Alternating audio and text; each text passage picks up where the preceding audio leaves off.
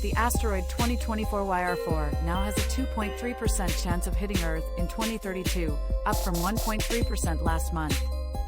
While this may sound concerning, it's important to remember that there is still a 97.7% chance of a miss.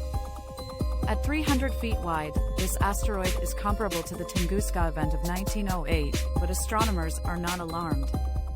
Fluctuations in risk assessments are common for newly discovered asteroids with uncertain orbits, and as more data is gathered, the risk typically decreases to almost zero.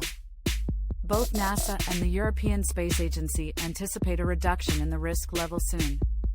Additionally, with the successful DART mission in 2022, we have demonstrated the ability to alter the trajectory of an asteroid.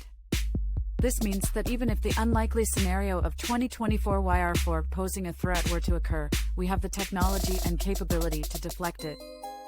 Overall, while we should remain vigilant and continue to monitor the situation, there is no need to panic at this time.